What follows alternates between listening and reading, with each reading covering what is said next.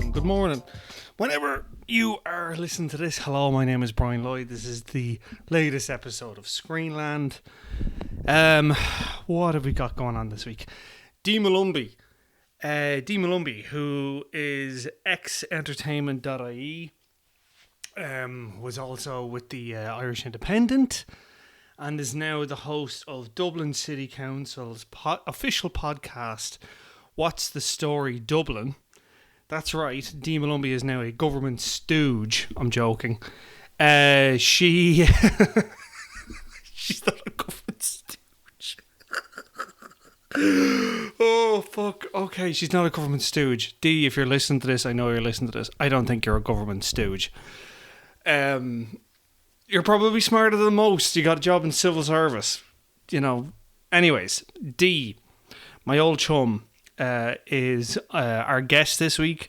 She picked, for her Screenland pick, was Promising Young Woman. Emerald Fennell's directorial debut. So we talked about that. Obviously, we had to talk about Wuthering Heights. Talked about the reaction at the time to Promising Young Woman, and then kind of compared it with Saltburn. And, it was an interesting talk. I have to say, and you'll hear it in the chat, don't know if I liked Promising Young Woman. Don't know how I feel about Emerald Fennell generally, to be honest. Saltburn was a film that kind of, I don't know, it kind of irked me a lot. She's a stylist, I guess. I don't know. Anyways, so that's later on. Before that, though, got a good few bits and bobs to get through. May as well start it off with the big one. Stranger Things Season 5. The first 4 episodes are out now. And I was trying to figure it out. I was like, why are they playing? Like, why is it in the middle of November? And then, like, the next 2 episodes are, like, Christmas Day. And then the next 2 episodes are New Year's Eve. Turns out it's Thanksgiving in America. So that'll explain why they're out now. What's going on in this? I will say, okay. I have complicated feelings about Stranger Things. Here's, broadly speaking, this is how I feel about Stranger Things. It's like when you go to see a modern band or musical artist, and they are really good and they've got some ideas, but really what they're doing is they're just kind of taking lots of very on the nose, very, straight homage and references to music that you've liked before. To give you an example, they're kind of like, what's the name of that fucking band? Oh my God, there's a band in America. They sound exactly like Led Zeppelin. I'm going to look this up now because this is going to drive me mad. But they look and sound exactly like Led Zeppelin. And what the fuck is the name of them? It's like not Uriah Heep. It's not that. Oh God, that's going to drive me mad. Anyways, look, there is a band in America that sounds exactly like Led Zeppelin, and they're really good. And I've heard some of their songs, and I'm like, yeah, that sounds exactly like, latter Led Zeppelin, kind of Coda era Led Zeppelin.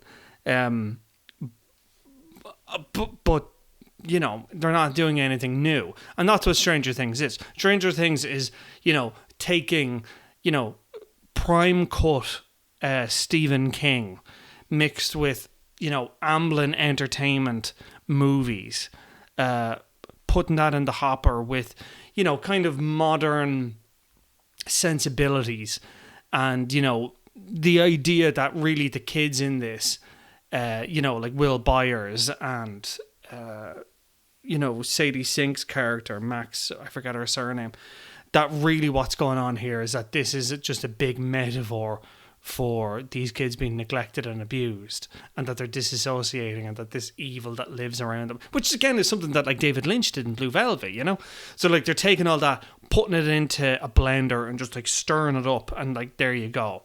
It's a hodgepodge of very, like, it's very finely tuned, it's very much geared at millennials, Gen Xers, hello, and then Gen Zers who, you know, didn't live through any of this, but have a very idealized version of the 80s. Because, like, I mean, I was doing the Today Show with David McCullough, and I talked about, you know, the 80s and how it was kind of seen as this sort of period of excess. And he was like, no, it fucking wasn't. He didn't say fucking, obviously, it was on air. But he was like, no, it wasn't. And I kind of had to correct myself and said, well, in America, it was.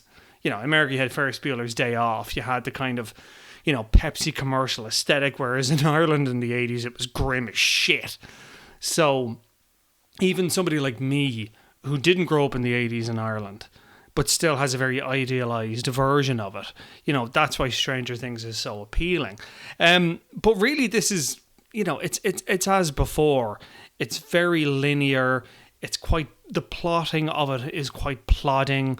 The characterizations are all very sharp. You know, I mean, they're 5 seasons in now. They all know what they're doing. Like, you know, Joe Keery and, you know, the kids and David Harbour. Let's not talk about David Harbour.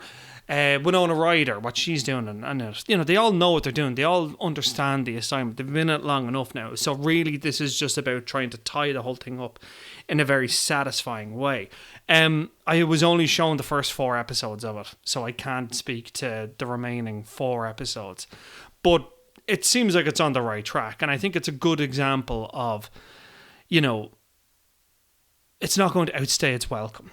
You know, they know that they have to bring this into landing, and that knowledge then, I think, always gives writers, it's like, okay, we can tie everything up now. We know that there's an ending here. We know we're not going for another season. We can bring this in, and we can write the ending. We're choosing this ending as opposed to it being foisted upon us. That's always good. I enjoyed it. I mean, I enjoy it for what it is, which is, again, like I said, a hodgepodge of influences, good actors, doing well. You know, they're in it long enough now, and it's enjoyable. I mean, it's not, I don't think it's quite depthful. I don't know if it's impactful, but it's enjoyable. And that's, you know, for Netflix and for Netflix shows, I think that's enough, you know. So, yeah, Stranger Things Season 5, first 4 episodes are up now. Let's move on. Let's talk about, very, very briefly, Pillion. Pillion is only shown in select cinemas. As far as I know, actually, I think only the Lighthouse Cinema in Smithfield has it. This is the directorial debut of Harry Lighton. Stars Alexander Skarsgard is in this. And the guy's name, he was like Dudley Dursley. I think it's Harry Melling is the guy's name. I'm looking this up. Of course I am. Why am I doing this? Yes, Harry Melling. And he was also in The Queen's Gambit, actually. That's kind of what I know him more for, as opposed to Harry Potter.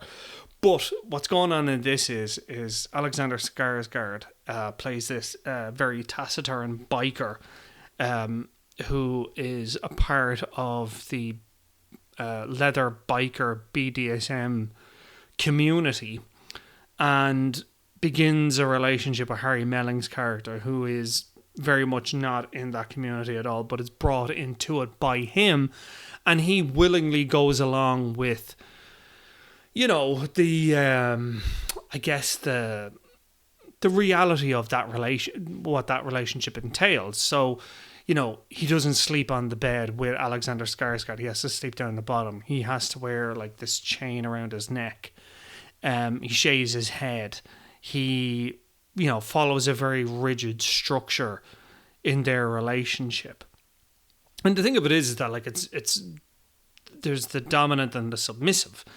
And what I found interesting about this as I was watching it, I mean, you know, it's quite explicit. Like, it's very graphic. Like, I mean, there are sex scenes in this that are very full on and weirdly funny as well, which I think is very funny because it's so rare that sex scenes are actually handled in a humorous fashion, because sex is generally hilarious, you know, the kind of way, like, it's fundamentally funny.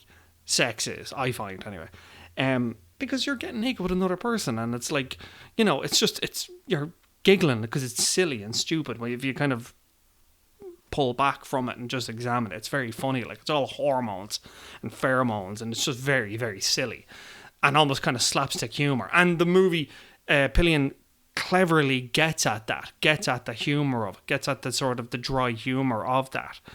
But yeah, no, I mean, the thing of it is that, like, you look at any relationship, it could be a heterosexual relationship, or it could be a homosexual relationship between two women or two men or whatever. But there always is a sort of a dominant personality and the submissive personality. Someone's wearing the pants and someone isn't. And what then goes on in that relationship? And the idea of, you need more from that person. And then what does that leave you with? Do you stay and think, okay, I can make do with what they're giving me? Or do I get out because I need more than this?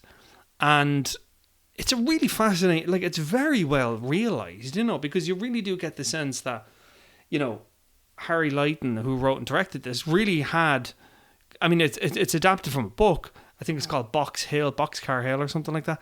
But you can tell that it's coming from a very genuine place. It's coming from a very real lived experience, because we've all, I would imagine, been in those relationships where, you love this person, or at least you think you love them, and you're very much kind of, I don't have anything. I don't exist without this person and what they see me as. And if they don't see me, then what am I?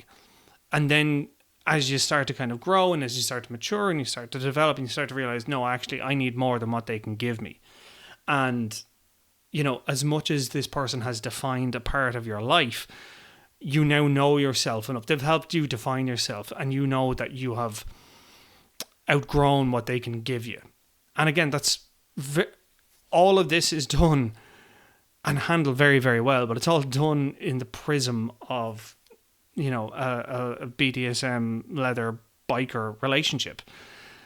And I find that really funny, because, again, we talk about, who wears the pants and who doesn't wear the pants for relationships. Here, it's so explicit. It's literally so, yes, he is the dom, he is the sub. It's that clear. Whereas if it was in, say, a big giant inverted commas conventional relationship, it would be a lot less, it wouldn't be as so kind of, on the nose, I guess. But yeah, no, I thought this was brilliant. This was really, really well done. Great debut, like, very confident. I didn't realise that this was Harry Leighton's first film. Really excited to see what he does next, because if this is his debut and he's as confident and as lucid in this, he can only get better, I would imagine. So it's only on in The Lighthouse. I don't think the IFI has it. I'm pretty certain Triskel doesn't have it. So, but if you're around town, definitely worth the watch. Very, very, very, very much enjoyed it. Another movie that I think is getting a limited release, and I can talk about this now, I guess, finally, is Blue Moon. I interviewed Ethan Hawke and Richard Linklater. The interview is going out. I'm recording this on Thursday, so this will be on Friday morning's. Episode of Ireland AM. I would presume they're going to clip it as well, so I'll probably share the clips from that as well. So what's going on in this is it's set the evening after the premiere of Oklahoma, and Ethan Hawke plays Lorenz Hart, who was one half of Rodgers and Hart, which was this songwriting duo in the 30s in America. Hart had massive drinking problems, and just kind of personality clashes with William Rogers, who's played by Andrew Scott in this. And obviously, when we think of Rogers, we think of Rogers and Hammerstein. And my good mate, my good pal, I can call him a pal, I would call him a pal, Simon Delaney, is in this. He plays Oscar Hammerstein. And this was all shot in Dublin, by the way. There's like John Doran plays Ouija, the photographer, in this. And they shot this up in Bray, as far as I know. The exterior of it was done on... The exterior of Sardi's was done on O'Connell Street, or just off O'Connell Street. I think it was like Middle Abbey Street. But yeah, it's all shot in one place, in Sardi's. And it's really this kind of chamber rom-com where Ethan Hawke's character is talking to everybody. And it's a really, really dialogue-heavy, really dense script that Hawke is able to kind of get through these huge monologues, but still maintain that kind of lyricism that all of Richard Linklater's films have. You know, that really kind of like lived in, doesn't feel stagey, doesn't feel forced, feels very natural. When you're watching it, you think Ethan Hawke is that clever. He plays it that well. You think it's that clever. I mean, I'm not into musicals at all, and I don't know the American Songbook very well. I think the only song I know is fucking Blue Moon, to be honest. But, nonetheless, you appreciate the dynamic between the characters. You appreciate how well everything is rounded out and realised. And you really do get a sense of what this Lorenz Hart character was like, because he was obviously incredibly talented and was very, very smart. But he also has a lot of peccadillos and quirks and personality clashes. And then as the film goes along, we see that, he is simultaneously, incredibly arrogant, but then also deeply, deeply, wounded and needs validation and needs to be loved and recognized. And that's very, very true. I mean, one of the things of this job is that you get to meet a lot, you get to work and meet with a lot of creative people, and that's that's a very common thing, that creative people can be very, very arrogant. They really know themselves and they're like, I've made the best fucking thing ever. And then people don't like it. It's like, oh God, what have I done? I'm a complete idiot. Why would anyone even want to read this? Why would anyone even think that I could possibly do this? I'm just completely deluding myself. And that's always the thing, isn't it? That, you live in this state of delusion where it's like, I'm an absolute genius. Of course I can do this. And then simultaneously it's like, I'm a complete idiot. No one would ever want to see me. I should just retire, go away, live in a small cottage, and never be seen by anyone ever again. Who did I think to even believe for a second that I could do this? And, again, that kind of that clash is something that Blue Moon does really, really well. Yeah, I mean, it's a very kind of it's 90 minutes. It really zips along. It's got a real, again, really punchy, really lyrical dialogue. But it's Ethan Hawke all the way through, and he's fantastic in it. So, and he was a really good guy. It was my first time interviewing him. And he was really chatty. He talked about walking around Bray Head, trying to remember his lines. He literally walked the entire loop of Bray Head, muttering away his lines. And stuff. Richard Linklater was a bit standoffish, I thought, which was surprising. I thought he'd be, because usually when you do those things, it's usually the directors are way more chatty, and this is a rare instance where the actor was way more chatty than the director. But maybe he was just a bit tired or something. I don't know. So that's Blue Moon. I'm trying to think, what was the other film? My God, my brain is just fucking zapped. I'm getting these zaps in my head. I think it's low pressure or something. So it was Pillion, Stranger Things. Oh my God. Talk amongst yourselves there while I get up my notes from the other segment that I did. Where the hell is it? Wake Up Dead Man. Yes. Fuck. Wake Up Dead Man. Right. So, Rian Johnson, Knives Out, Glass Onion, love it. Fucking love it. I love how it has taken the murder mystery and it didn't reinvent it, but it revitalized it.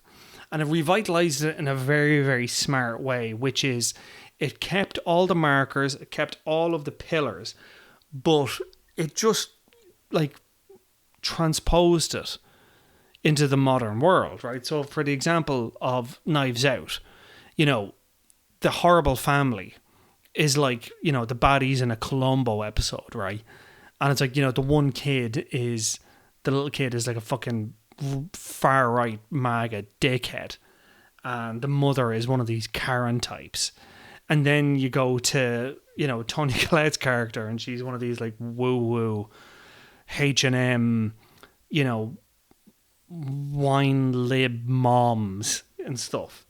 And then it goes to Don Johnson and Jamie Lee Curtis, and they're just these ball breaking, you know, Republican types. And it's very funny that they've managed to capture the awfulness of the ruling class in all its forms in that family. And like even like the little subtle things they do with like Anna de Armas's character, where no one knows where she's from. Like one time she's referred to as Ecuadorian, another time she's referred to as Colombian, then another time I think she's referred to as El Salvadoran or something like that. Like, as in no one knows where she's from. Anna de Armas is obviously from Cuba, but like I'm just saying, like none of them, they all think she's from a different place, you know. And it's just like that level of. It's just those little flourishes, those little touches. And then that goes then into Glass Onion. And again, it's the same thing where each of the characters is a great encapsulation of the awfulness of, again, the elite and the ruling class, where, you know, like Kate Hudson is this just diabolically terrible beauty influencer. And like Ed Norton's character, you know, dressing up like Frank T.J. Mackey from Magnolia in one of the flashback episodes with the fucking with the leather waistcoat and the hair pulled back in the ponytail. Like it's those little flourishes that make me love those two movies, all while being very, very, very smart. So Wake Up Dead Man is interesting in that, you know, Daniel Craig's character doesn't come into the story, at least for an hour in. It's really setting up this small town, setting up Josh O'Connor's character, setting up the environment in which this murder takes place. And Josh Brolin plays this priest who is, you know, just this tyrant that is, you know, calcifying his flock. And in doing so is driving people out. And it's really, I mean, I took it to be an analogue for Donald Trump. And the fact that, you know, walls are closing in and that he's getting harder and sharper with each passing day. And he's boiling down and he's starting to hate his flock. And it's very much like, you know, just any kind of tyrant, you know, when they're forced into that you know, the last days and stuff, they begin to resent and hate the followers of it. And then it's like, okay, are these people beyond saving? And that's where Josh O'Connor's character come in. Is like, you know, do these people deserve grace? Do these people deserve forgiveness? Then put into that then the murder mystery. And it's a lot more darker, I found, and a lot more gothic. And not just because it's set in a church and it's about, you know, a character coming back from the dead. I mean, that's clear obviously from the titles and stuff.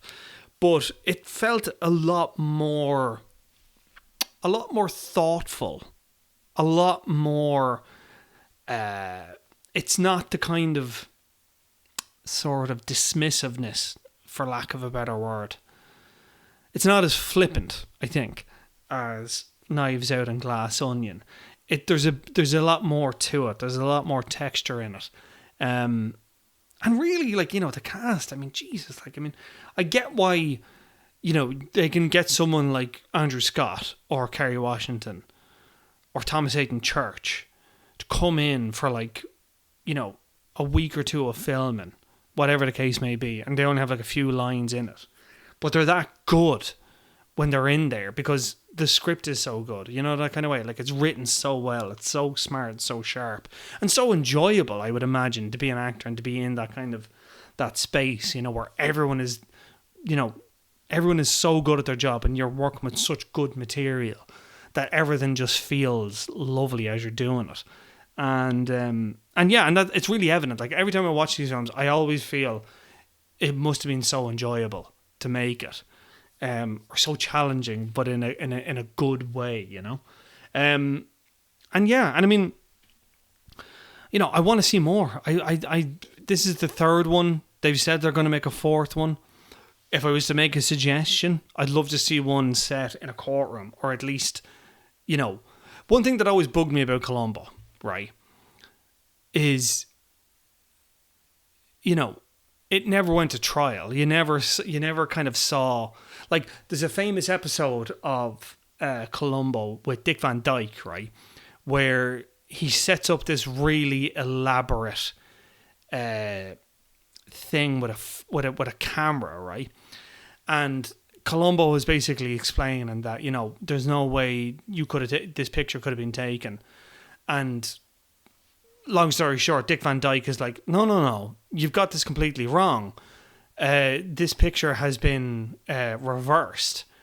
And he goes, well, you know, we don't have the original picture.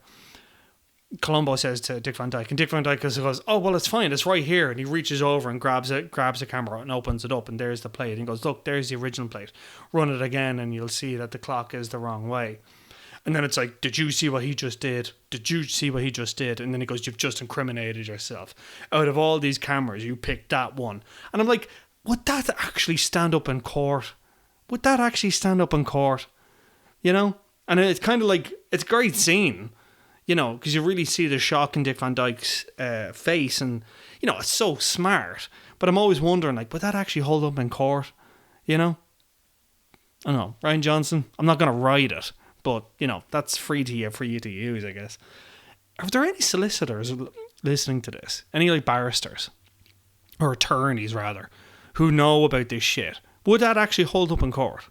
Because I guess it's a confession, isn't it? But is it a confession under duress? I don't know. Max Ramsbottom, I know you listen to this podcast, another ex-entertainment guy. Now he's a solicitor. If you're listening to this, please tell me, is this actually valid? Does that work? Would that hold up in court? I don't know. Okay, so Wake Up Dead Man, loved it. It is in select cinemas again this weekend, and then it goes to Netflix on December 7th. Okay, so our interview with Dee Molumby is up next.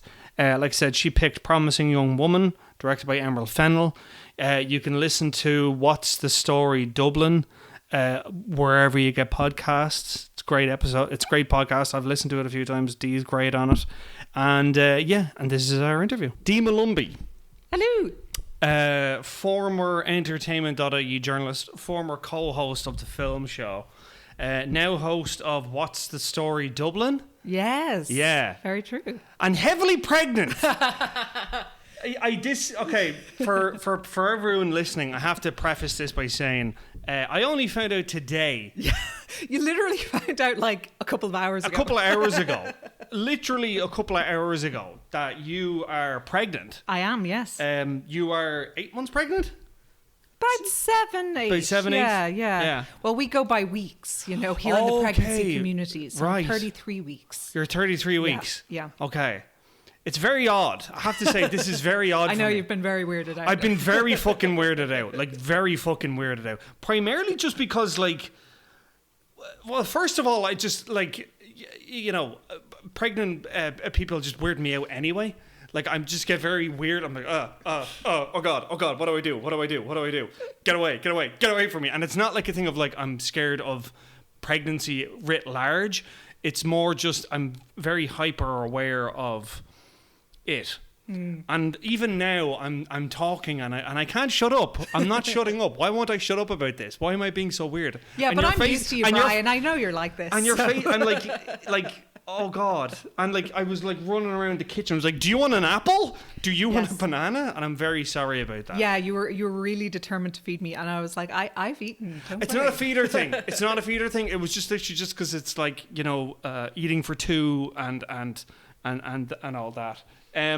How is it? Do you want to talk about it? Oh yeah, like it's been grand, really. Yeah. I've been like fairly fortunate in not getting like the bad nausea or stuff like that. It's just the tiredness usually. Is it really? It just kicks in, and you're like, I just need to sit down for a while. So yeah, it's mostly tiredness. Do you conk out in the middle of like a film now and stuff? Oh no, I'm quite good with films. You can actually. get through. Yeah. Now, if they're long ones, if we're talking like over like 2 hours, 2.5 hours, like I'm gonna start to like dip off a bit. Ooh. But generally, no, it hasn't been an issue when it comes to movies. Yeah. Good. Yeah. All right. Okay. So your film of choice is a fascinating one, I have to say, because I remember when this was out, and I remember you reviewed it. Yeah, I was like obsessed with it. Yeah, and like, so the film is Promising Young Woman. written by and directed by Emerald Fennell. Yes. Who's so hot right now. She was so hot right now. Wuthering Heights. We could have a whole conversation about that. In fact, we might. But I remember a lot of people, a lot of women. In fact, a former Screenland guest, Jen Gannon, comes to mind. She had a fucking serious problem with this film. Okay. And I'm wondering, I mean, just on the top level of it, this is a controversial film. Yeah. I mean, it's one that's going to garner extreme reactions. Yes. It's not one you're going to come out of and be like, that was all right. Yeah. Like, it's impossible to. Yeah. It's very... See, I mean, I watched it again recently enough, and I remember kind of thinking... It felt like half a film, if that makes sense. And I'll explain. Okay. So... For anyone who doesn't know, the whole thing of it is that the character in question pretends to be drunk, or at least pretends to be in an inebriated state. She goes out to nightclubs and then sort of lures men to sexually assault her, or at least attempt to sexually assault her, to get her back to the bedroom. And then she kind of comes to and she's all like, what the fuck are you doing here? Like, did you think I was like, what were you going to do here exactly? Like... And the choices of actors for it, I thought was really interesting as well. Like, it's very intentional. Very, very intentional. Like Christopher Mintz-Plasse and Bo Burnham was in there as well, and Max Grenfeld, Adrian Brody. Yep. Yeah. So like, I'm wondering, and again, this is why I was kind of had a little bit of problem with this. It was like, and maybe it's just this is a male perspective. It's like, okay, she's caught them. And then it's just like she lets them go. Yeah. It's like, okay, would you not kill them? Or report them to the cops? Or like, live stream things so like everyone can see or something, like, anyway, it was like, what's the catch and release? What the fuck is that about? Like, that's where it felt like half of a film.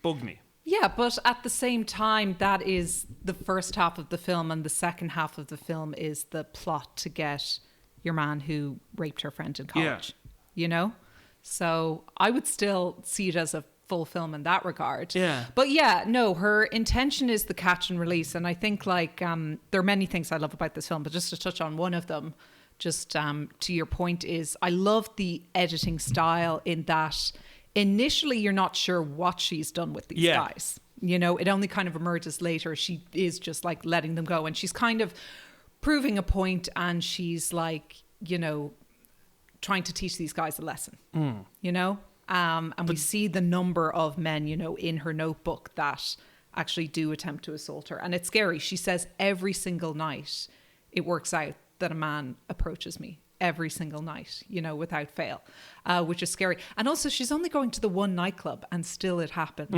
every single time. So it's scary stuff. But I love Promising Young Woman. I think it's such a powerful film, and that it really confronts the audience head on about the issues when it comes to harassment, assault, and rape. It's so barefaced about those issues, and there's so many clever lines in this, and that's why I was sure watching this film that it was going to win Best Original Screenplay at the Oscars, which it did. Because some of the lines in it, they almost kind of make you cringe, but they're also very confronting, lines asking for it. They put themselves in danger.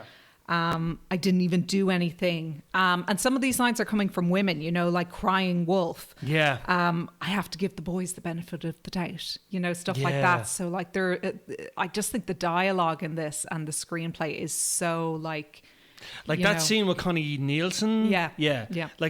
Connie Britton. Connie Britton, yeah, sorry, yeah. Connie Britton.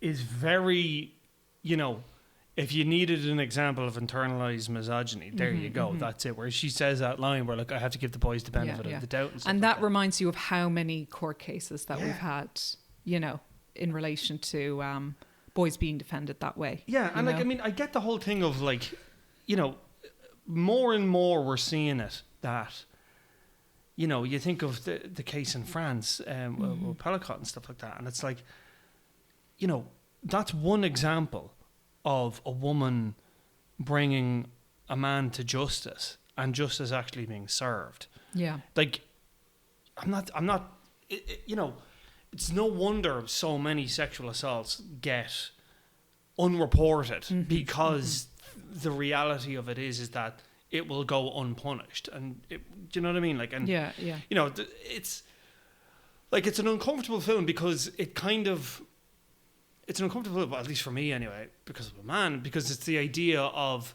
yeah, this happened. You should be ashamed, not me. I shouldn't be ashamed. You should be ashamed of it. Yeah. And like, I'm wondering, I mean... And see, it's interesting that you mentioned the whole, why isn't she killing these men thing. I think it would have been a totally different type of movie then, because the way it confronts you is the fact that she's not killing these men, because oftentimes these men do get off scot-free. You know, they don't go to jail. They don't get murdered. You know, revenge isn't kind of enacted against them. And that's why kind of the final act is, in a way, so satisfying, because, you know, we see him being dragged off in handcuffs. Sorry, I forget the name of his character. Al something, I think it is. Al Monroe. Yeah, Al Monroe. Yeah. He is actually taken away in handcuffs. Justice has been served, but at what cost? She's literally given her life. That's what I mean. Yeah. That's like, it literally took her dying for something to happen. Like, and again, you know, maybe that's a kind of, and again, I'm giving it latitude. Maybe that was the commentary, that women physically have to fucking die before something will get done. It's not enough that they've been assaulted in the most intimate way. Yeah. They literally have to die before something will get done. Like, you know? Yeah. Like, I don't think it's literally saying women have to die. No, I know, but you know what I mean. It's an interesting kind of story in that way, in this particular way. And even I love I think Alfred Molina is great in this, for example. Like, all the kind of like smaller roles, like, they're just, it's all so perfectly cast, and they all fulfill their respective roles so well. Like, he's the only one that actually expresses regret, and he's the one that's really going to presumably, you know, go against Al now from the legal perspective and everything, you know, kind of set all that in motion because she sent him the video and everything. So yeah, I just think it's a really kind of sharp movie, and like haunting, and also kind of darkly funny. Yeah. There's a lot to it. You know, there's so much to it, which is why I gave it like 5 stars. You know, when I reviewed it for entertainment.ie, and I would stick by that 5 stars. I was going to say, incredibly powerful. You'd keep it on 5, yeah? Absolutely, yeah. Wow. And, you know, like, it's a shame, I think, that not more people have seen it. And I think that it was really unfortunate in terms of the timing when it came out. I might as well give a bit of history about this. Yeah, sure, go on. So actually, I saw Promising Young Woman, and I actually got the chance to interview. Yes, so I remember that now. Yes, you did. So I got to interview Emerald Fennell and Carey Mulligan together for it. You can see that interview now up on YouTube. I do remember this, and it was so different to other, like, you know, we've been on loads of junkets, Brian, and like, you know how when you're sitting in like the press room with all your fellow journalists, people are catching up. A lot of people are saying, well, you won't have people saying how crap the movie is, but rarely have I been in a press room where everyone is like just talking about the movie. About it. Like just talking about it, and there are different kind of takes on it and different kind of standout moments on it. Usually it's people just like catching up or saying what they've got on the next night. Everyone was so eager to just talk about this movie, which is a very rare thing. So I was over in London, and it was actually probably the last London junket I think I ever did. Really? Yeah. And then, because literally I think a week or two later, COVID pandemic happened, everything shut down. And I was over with Serena Bellissimo and everything, and we were both kind of gushing about the movie and everything. She thinks it's crazy that I've been able to watch this film multiple times since, because she's like, it's so disturbing how you watch it, and I'm like, I'm just that in love with it. I have to keep watching it. But yeah, it's gas. And I think that, so well, actually just on that for a second, I mean, what did you talk to Emerald Fennell? I mean, I interviewed her as well. I interviewed her for Saltburn. Okay, yeah. She's great, isn't she? She's great. She's a great interview, like very sharp and all the rest of it. Was there anything in the interview that you can recall that kind of stood out with you and made you look at the film a bit differently, or at least gave you a kind of a different spin on it, do you think? If you can recall it. So I was talking to Carrie Mulligan, the kind of questions, and I quite liked my questions, if I do say so myself. But I asked Carrie Mulligan about the fact that, you know, she's kind of not just Cassie in this movie. She's kind of almost carrying the weight of like all women, because she's representing so many angry women who are just so sick of seeing all this shit. And even like the name Cassie, Cassandra, like, you know, that kind of way. Yeah, go on. Yeah. And yeah, she was just, she was great at kind of talking about like, you know, just honing in on the character and focusing on that. And then Emerald Fennell, I was kind of asking her, I can't remember the very first question I asked her, but the last question I asked her was, did she have any fear of any kind of, backlash with regards to the whole, you know, how at the time there was kind of this whole like not all men blah blah blah, and like men getting and I think it still happens, you know, with the whole like just basically overly defensive as opposed to just kind of, you know, taking the point on board.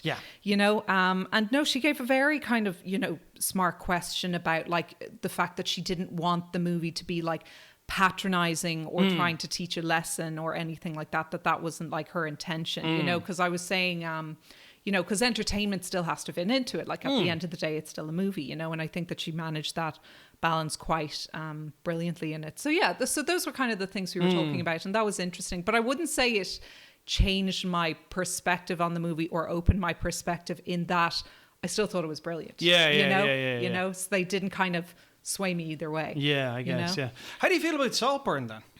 I like it. What I love about both Saltburn and Promising Young Woman is the aesthetics behind it. I love how stylized both those movies are and how they're worlds you can get lost in. Like one of the things I love about Promising Young Woman is like how it has all these dominant like kind of baby pinks and baby blues and pastels, flowers and rainbows and multicolors, and I think that's very girly, and I think it kind of reflects the character of Cassie in that she's almost kind of ended up in this state of arrested development, almost slightly infantilized and girly, and you can see that from the fact that she's like living with her parents. Even her hairstyles, you know, she wears like plaits and pigtails and extensions and stuff like this, and it really is because like when her friend Nina died, like she just became completely stuck and arrested in her life. And I think the film's also quite powerful in what it has to say about female friendship and how it kind of goes beyond death. And, you know, she still sees the mom, Molly Shannon, again, great. Yeah. Molly Shannon's always flawless. And just the devastation of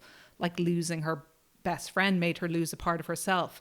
And then in like Saltburn, you have all these like kind of like sand colors and burgundies and just like really kind of rich opulent colors, which I suppose like reflects, you know, the rich opulence that you know Barry Keoghan is surrounded by, and it is a bit of a like revenge narrative as well, I suppose, in the kind of like, you know, eat the rich thing and everything.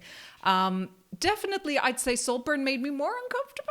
Like the grave scene will always stick out to me as like, what are you doing, man? Like all I can think of watching that scene is like infections, you know, like Jesus. what the heck has that guy contracted after doing that? Yeah, and it is it's crazy, and like I was thinking more the bath scene. It was like, that can't be hygienic. Yeah, you know, it's like that too. Yeah, that's kind of gross. You know, it's like, I don't know. All right, man. Yeah. No, it's not a very hygienic movie. And then there's the whole like, you know, what's the word? Do the kids still call it giving a rainbow? I don't know. I remember that was it. You know, giving a rainbow? What? I'm trying to remember from when I was a teenager when he goes down on her. Oh, was that what? And she's like on her period. Oh. I don't know if that's still what it's called. Is that what they call it? That's what it was called when I was like 14. So it's obviously it's been a long time. It's been a long time. So I'm sure there's some new up-to-date lingo for it now. I didn't even know there was lingo for that. No, there definitely is, but I'm probably wrong. I'm sure it's moved on to something else. That's amazing. Now. I didn't even know there was lingo for that. That's hilarious. I'm so sheltered. Moving on then, right? Going on to Wuthering Heights. Yeah. I mean, I think we've kind of touched on this already, but like Emerald Fennell, I think, is a stylist. Yes. You know, in the same way that like, you know, Michael Mann or Wes Anderson is a stylist. You look at her films and it's like, bam, yep, that's Emerald Fennell. It's all very saturated. Yeah. It's big colors. It's real kind of, you know, world building, heightened reality kind of vibes, you know. And I'm wondering, you know, does it take that heightened reality for her to speak directly? Does she have to cushion it in that in order to get at something very direct? Yeah. What I mean by that is like, you know, looking at Promising Young Women, this is about what men do to women and what they think they can get away with. And Saltburn is about, you know, middle class envy and how it's just so corrosive. And we imagine Wuthering Heights is, you know, again, another kind of revenge fantasy, because Wuthering Heights is really a class revenge. And the corrosion probably comes into it as well. The corrosiveness comes into it again, exactly, yeah. And I even remember, like, when I was just on interviews and stuff like that, I remember I asked her, Emerald, about, like, you know, what were the other inspirations beyond, say, talented Mr. Ripley and, you know, Patricia Highsmith, and she name-checked Wuthering Heights, and she name-checked, like, a lot of Gothic literature. Okay, yeah. But I'm wondering, I mean, is that not a bit, and I know I'm kind of taking the antagonist kind of viewpoint here, but, like, is that not a bit of a cop-out that she has to put so much kind of, like, cushioning around it to say something direct? Like, couldn't she not just say it direct without all the bells and whistles and the frills? Do you know what I mean? Do you mean for Promising Young Women specifically, or just more so for all of them? But let's keep it on Promising Young Women. Like. Yeah, I mean, I don't think there are, you know, well, the way I see the film in terms of like the color aesthetic, anyway, that I mentioned, I think for Promising Young Woman, it's probably a bit more balanced in that film than it is in, say, Saltburn. I think in Saltburn it gets to the point of excessiveness. Yes. You know what I mean? Whereas in Promising Young Woman, like I said, I think that it complements the character and it complements her viewpoint, as opposed to kind of taking away from it or getting excessively stylized. You know, I think with Saltburn, I don't think it was quite style over substance, but it was probably less balanced and less nuanced in that way. That's exactly what I'm trying to get at. Style over substance. I mean, as for Wuthering Heights, I mean, the only commentary I can make on that is, like, in fairness, so far we've only seen like the posters, we've only seen a few trailers, so it's hard to judge until we see it.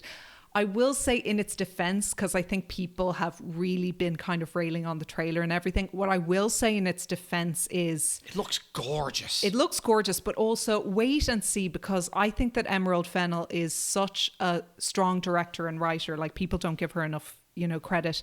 I think it could be the marketing team that's emphasizing the kind of romanticism of Wuthering Heights, because obviously there's a lot more darker stuff going on in that movie. It's not a great romance. Like, now I'm saying this from the perspective of, I haven't actually read the original, but I've seen the 1930 something. The one with Laurence Olivier. The big one. Yeah.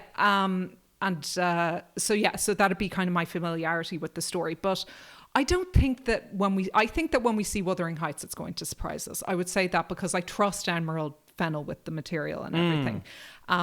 So I'll say that in its defense. And I know that from the trailers, it looks like some big sweeping, you know, romance, and we're going to fall in love with like Margot Robbie and Jacob Elordi. I think there are going to be darker things going on in that movie, you know, that we're not necessarily seeing in the trailer, because the marketing is going to emphasize the romance and the fact that, like, these are two beautiful actors, you know, and you don't want to see them, like, you know, emotionally beating the crap out of each other, but they will. Yeah, you know. Definitely. So that's what I would say in defense of it, because I think that people have really been, you know, railing on it since the trailer came out and being like, this is nothing like the book, blah blah blah. But I'm like, just wait and see. Just give it a chance. You see the movie. Just let the fucking thing. That's all I'm saying. Yeah, like just like, you know, like, this drives me mad. Like, I mean, it's like, okay, the trailers are being very specific. They're clearly aiming it at one way, and then you have, you know, people getting very bent out of shape for it. And it's like, okay, you haven't seen the film. Like, don't get me wrong. I can appreciate the level of skepticism that there is around it, because, you know, Saltburn was a film that I had a lot of problems with. And Promising Young Woman, I was like, okay, I can see what's going on here. I can see that there is a style here. I can see that there is a kind of how would you say, there is definitely a mind at work here. There is a perspective at work. It is definitely a film that is worth having a discussion. And I take your point. You're saying that at the junket that everyone was talking about it, but I don't know if it's kind of lasted in the culture. Yeah. In the same way that Saltburn has. Yeah. In fairness, actually, I was actually starting to get onto this point with regards to why I don't think. I think the time was kind of working against it. So first of all, I mentioned the fact that like it was released during the pandemic and everything, right? I also think that the Oscars were running against it that year. And I'll tell you why.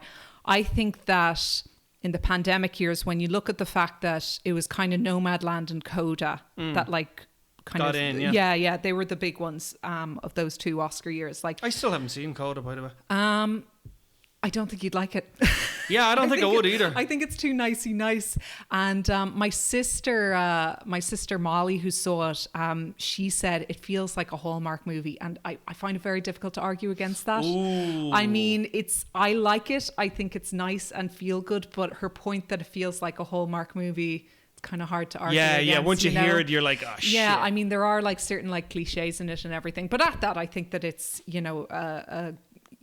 I really appreciate the fact that like, we don't really see deaf actors on screen and stuff like that. And your man winning Best Supporting Actor, I think, was totally deserved. He was fantastic in that movie.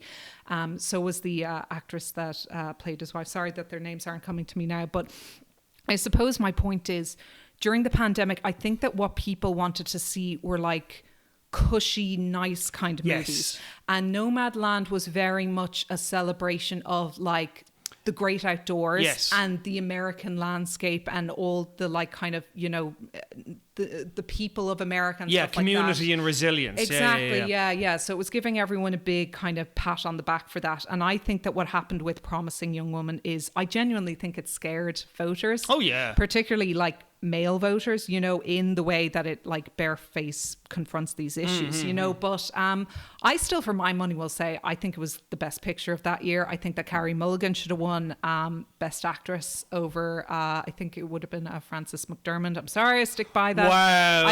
Look, she's great in Nomadland, but I have seen Nomadland once. I'm never going to watch it again. It's so boring, Brian. It's such a dull movie. It's not dull. No, it is. It's dull.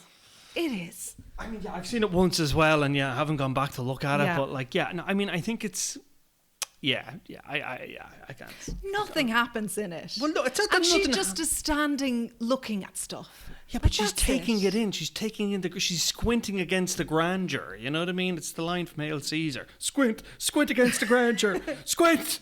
I think she's a fantastic actress, and like, look, I loved the speech that she made. Yeah. I thought that was very good and very worthy and everything. But look, I'm sorry, I'm sticking by my guns. Nomadland is boring, and I think it's one of the weaker Best Picture winners. Wow. There you go. Yeah.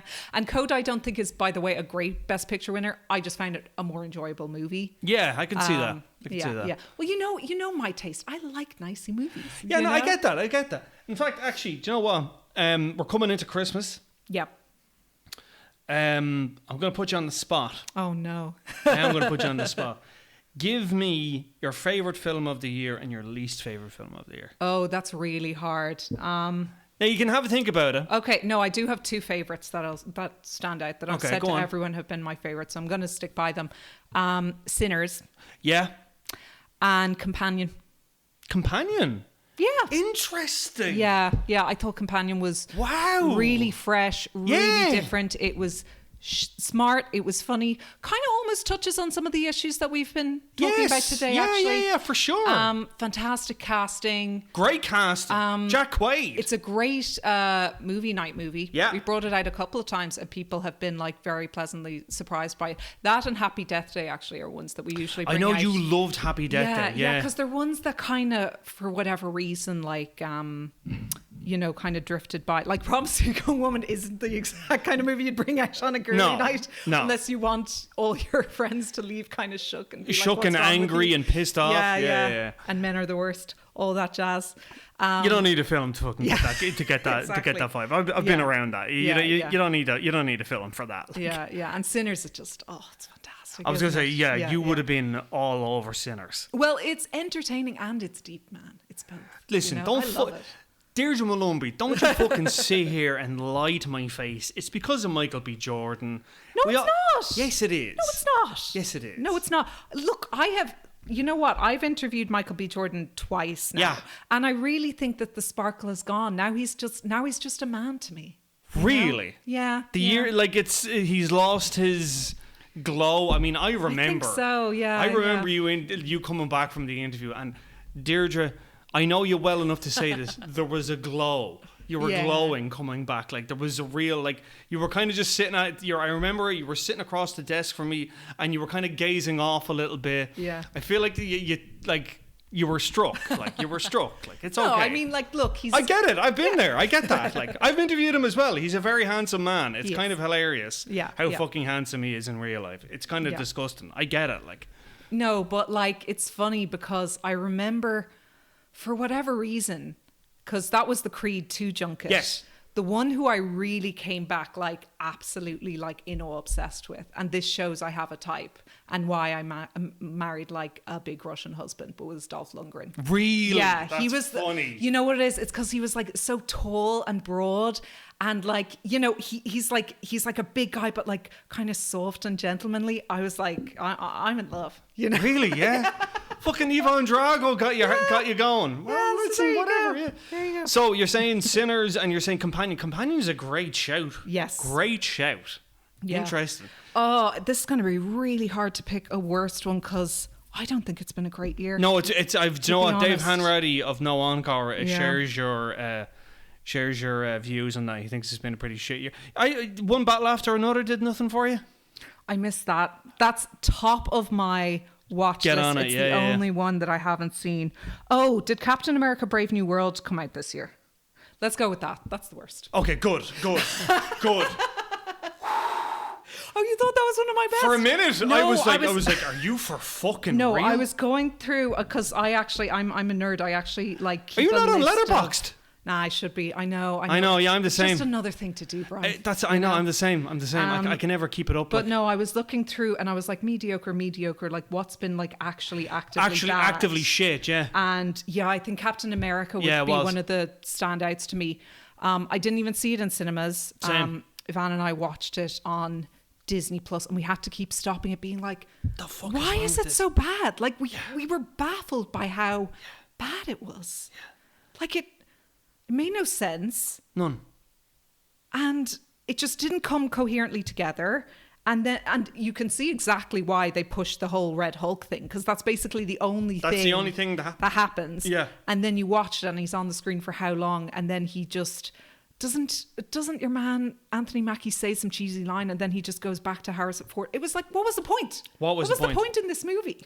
I mean, I think that's a great. It's not the worst. It's definitely in there. It's definitely up one there. of the worst. Yeah. So bad. It was so bad. And I remember I actually remember the press screening was the next day was the film was being released. Okay. And never a good sign. Never a good sign. And I think what happened was it was on the Thursday and it was out the Friday. So I was like, well, and I was only doing work for Ireland AM at the time. So I was like, well, I don't need to go fucking see this. I'm not going to go see this. Fuck this. Like, and then all the reviews came out, and then sure enough, every one of them were bad. And I was like, okay, I probably should just to see how bad it is. Yeah. Is it as bad as all the reviews are? And then I saw it, and it was like, everyone involved with this should be ashamed of themselves. I mean, Harrison Ford looked visibly embarrassed the entire time he was on screen. Yeah. He looked like a man who would have given his front teeth to be fucking anywhere else. Yeah. Like, he looked as bad as that time he was on Conan, and Conan asked him about the Star Wars Holiday Special. And you can actually see, if you go back, it's a brilliant... The light leaves his eyes. You can genuinely, he goes white. You can actually see him go white with embarrassment. And he's just like kind of looking around. He's like, and he's always kind of very awkward in interviews. And he like, it's incredible. You should look it up. People should look it up. It's like horrifying. You did get to interview him at some point, didn't you? Never did. Have you? No, never did. So that's probably your top. He's my white whale. He's my white whale. And you know, I came very close twice, and it never happened. That's so sad. I just wanted to meet him once. Yeah. I've heard he's a prick. Hey, you say just wanted. It's never too late, Brian. Just wait and see. I don't think you it's never gonna know. happen. I You don't never know. know. Wait and see. But like I said, like, you know, Michael B. Jordan was my white whale, and now Yeah. I've interviewed him twice, and now I'm totally like, oh, You're yeah, over it's it grand. now. Yeah. So it might just be something to get out of your system, or you might be disappointed. So I you know, feel there's I a would be reason for disappointed. all these things. Yeah, no, you know? definitely. Yeah, no, 100%. I do believe in it. Yeah, and it probably would be a thing that if I was to talk to him, it probably would be hugely upsetting, or Yeah. like, you know, Just underwhelming. underwhelming. Yeah, Yeah, exactly. Yeah. Final point on Promising Young Woman before we go.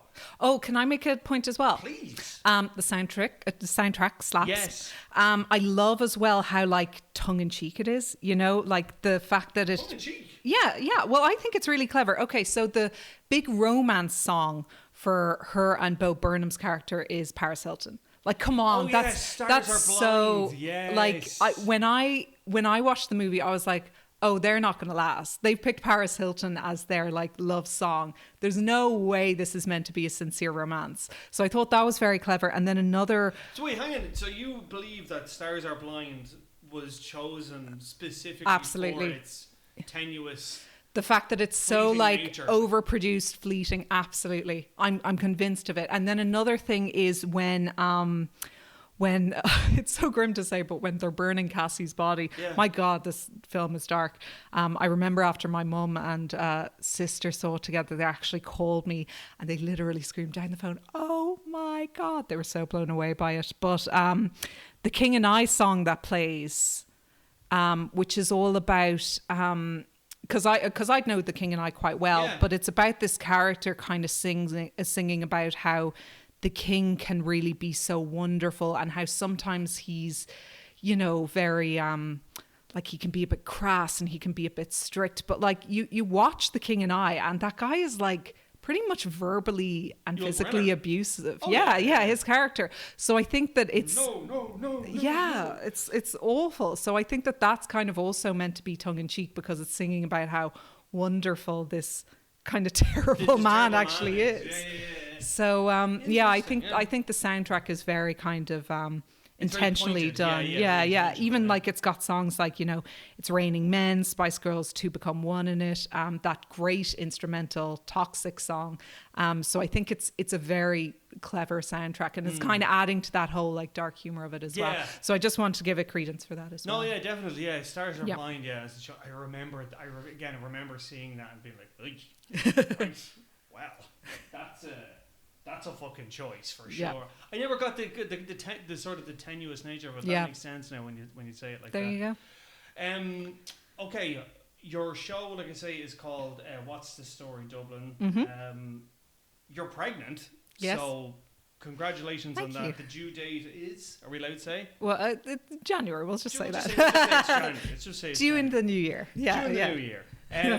Anything going on? Anything you want to plug before you go? No, I will mention What's the Story Dublin because we do have like a good few episodes on that. Obviously, it's very different to the. Yeah, completely different So from it's everything you've done before. Basically, it's local government. It's I work for Dublin City Council now, so it's a podcast with them. But if you've ever kind of been interested in like working for local government or want to find out more about what like the different like sections and departments do, I think that it's quite interesting and educational. And they're like nice little short like bite-sized episodes, like kind of 25 minutes to 30 minutes long each. So yeah, it's something a bit different, sure. I was Yeah. going to say, I could not, of all the things I could have seen you do post-entertainment.ie, working for Dublin City Council Yeah. and producing a podcast about local government is not it. Yeah, but producing a podcast. Or producing a Yeah, podcast yeah. full stop, I never would have, I wouldn't have thought that. I always felt you hated doing the film show. Oh, what are you, Brian? like What in are the you sense- talking no, about? no, no, but in the Do you sense- not remember when you and Mike Sheridan were doing it, and I was trying so hard to like sneak in? I was like, if you guys, if you want to cover Moana this week, I actually went to the premiere. Will you let me sit in and review it? I was always trying to get in on Were you? the show. Yeah, for sure. That was back when it was the movie show, and then it became the film show. Oh, yes. Yeah. When we were Yeah. doing it on Facebook Live. Remember all that? Yeah, Jesus yeah. Christ. But I mean, isn't that where all the content is now, Brian? It's all about like video. So we probably would be kind of cool and up to date now. By the way, were you going to make one more point about Promising Young Woman before I cut in about the soundtrack? Did you say that? No, I mean, it's, do you know what? Because I was armed and ready, you know. No, do you know what it is, right? I think my problem, well, not my problem. I think the problem, what's the other word I can use for Promising Young Woman is that, like, I don't think. I think it was a lot of sizzle and not a lot of steak. I think it, when it hit, everyone was talking about it. No one's talked about it since. I think that's kind of what I was trying to get at. But it did have a very unfortunate release. It did. Around the pandemic. It did. I'm making the point of, like, there are other films that were out during the pandemic. Very few. Prey. Predator Badlands. People do not still talk about Prey, but I do. No, but the Predator fans talk about it. Okay, you know what point. I mean? Yeah. But, like, very few people would know, like, seeing Saltburn, for example, that Emerald Fennell had this movie called Promising Young Woman before it. So I think that it's just the unfortunate nature of the fact that it came through over the pandemic. And, like, see, I think that there are very few movies that came out during those 2 years that were good, because remember, there was a lot of rough stuff. Oh yeah. Some, like, a few, like, indie movies in there and everything. Tenet ended up kind of being a big one, but that's just for the fact that it had the Christopher Nolan name on it. But, like, if you think back to those years, like 2020 to 2021, like, how many movies, like, came out that have people lasted.